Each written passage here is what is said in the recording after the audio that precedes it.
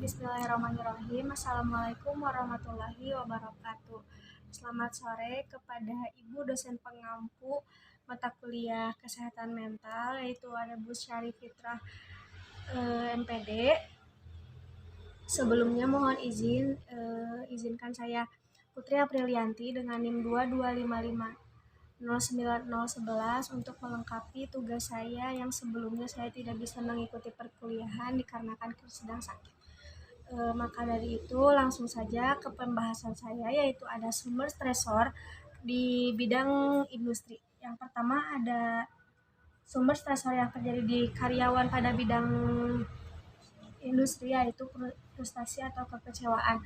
Frustasi atau kekecewaan ini timbul karena adanya kebutuhan hidup yang meningkat, sedangkan gaji yang didapat oleh para karyawan kurang dari yang seharusnya gitu, kurang untuk memenuhi kehidupannya. Jadi gaji yang didapat itu menurut karyawan tidak sebanding dengan kebutuhan hidup yang harus dipenuhinya. Jadi timbullah frustasi atau kekecewaan di karyawan ini. Terus yang kedua adanya pekerjaan yang tidak sesuai dengan minat. Pekerjaan yang tidak sesuai dengan minat ini muncul karena adanya tuntutan kehidupan yang mengharuskan memaksakan seseorang langsung bekerja. Para pelulus dari SMA mungkin sebenarnya banyak saja yang ingin melanjutkannya ke tingkat perguruan tinggi, namun karena adanya keterbatasan ekonomi dan keharusan beliau harus bekerja untuk memenuhi kehidupannya, mencukupi ekonominya, maka sehingga mendaftar kemana aja yang penting dapat pekerjaan, dapat uang, dapat hasil, bisa memenuhi ekonominya. Tidak menilai gitu itu pekerjaan sesuai passion kah atau apakah kita emang minat di situ. Yang penting tujuan utamanya adalah mendapatkan gaji. Terus yang ketiga ada beban kerja yang terlalu berat, di mana jam operasional dalam suatu perusahaan sangat amat tidak wajar. Bahkan para buruh pabrik kerja pun hampir bekerja selama 12 jam, di mana 12 jam itu para buruh hanya diistirahatkan selama setengah jam, dan itu pun sudah termasuk dengan beribadah sholat, makan, dan itu sehingga itu pun menjadi tekanan tersendiri gitu bagi para buruhnya. Belum lagi tekanan pekerjaan di dalamnya, di mana apabila tidak mencapai target pasti akan ada konsekuensi.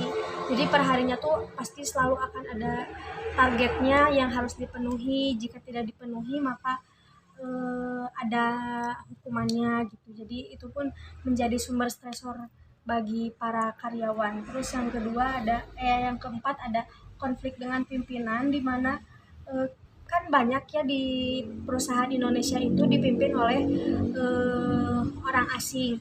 Maka dari itu contoh nyatanya, jadi ketika si atasan menyuruh nih kepada karyawan, banyak karyawan yang salah tangkap karena adanya perbedaan karakternya, perbedaan cara memerintahnya. Jadi atasan nyuruh apa, bawahan ngelakuinya apa. Jadi udah dari situ muncul konflik karena apa yang disuruh tidak sesuai dengan yang dikerjakan. Terus adanya persaingan antar pegawai. Persaingan antar pegawai ini hal yang lumrah ya teman-teman untuk di sebuah perusahaan, karena para pegawai akan berlomba-lomba untuk mendapatkan perhatian atau mencari perhatian dari para atasannya supaya kenotis dan nantinya bisa saja dinaikkan lagi pangkatnya gitu. Dan juga kalau misalkan udah tahu dengan atasannya, para pekerja itu berpikir akan terlihat gitu jika dia berperan aktif dalam pekerjaan tersebut, bisa dengan harapan bisa mendapatkan imbalan berupa gaji atau pangkat gitu. Terus peraturan yang tidak rasional, balik lagi ke yang tadi, sama saja seperti beban kerja yang terlalu berat. Sumber stresor ini adalah waktu istirahat yang diberikan hanya 1 kali, dan terkadang banyak juga kan orang-orang yang stres gitu, yang frustasi di dalam pekerjaannya karena si gak bisa melaksanakan ibadah sholat 5 waktu gitu karena adanya istirahatnya cuma 1 kali dalam 12 jam.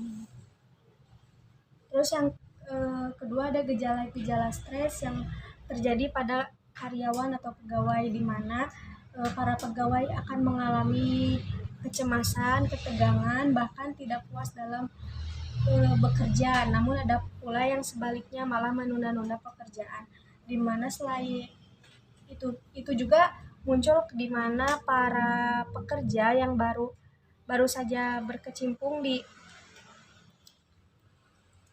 baru saja berkecimpung di dunia industri, lalu dia merasa kaget gitu, merasa kaget karena yang pertama tidak sesuai passionnya, terus jika sudah tidak sesuai passionnya maka timbul lagi cemas, cemas berlebih karena mau melakukan ini takut karena baru pertama kali, tegang karena takut dilakukan, takut dimarahi oleh atasan, terus belum lagi tidak puas dengan pekerjaannya karena kan dia baru gitu, baru berkecimpung, jadi belum tahu tingkat puas yang mana sih yang bisa memenuhi kriteria atasan atasan tuh gitu. Terus para pegawai juga bisa menjadi ketergantungan akan alkohol, rokok, atau memakan makanan secara berlebihan gitu. Yang penting si diri kita, jiwa kita itu merasa tenang aja. Kalau misalkan alkohol atau obat tidur yang digunakan secara berlebihan kan juga nggak baik gitu. Jadi nantinya itu ketergantungan, itu adalah gejala stresnya. Terus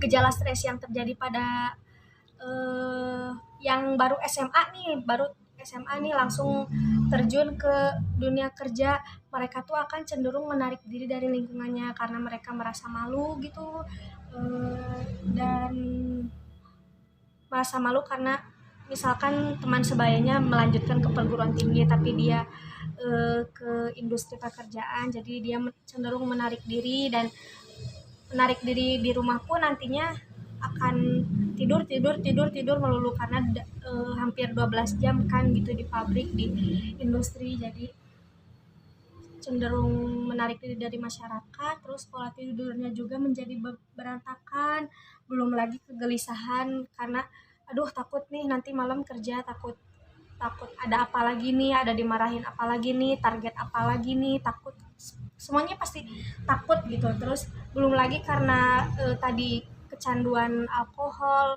rokok, dan makanan-makanan yang lainnya bisa datangnya penyakit medis yang lainnya. Mungkin cukup sekian materi yang dapat saya sampaikan. Mohon maaf atas segala kekurangannya. Wabillahi taufiq wal hidayah. Wassalamualaikum warahmatullahi wabarakatuh.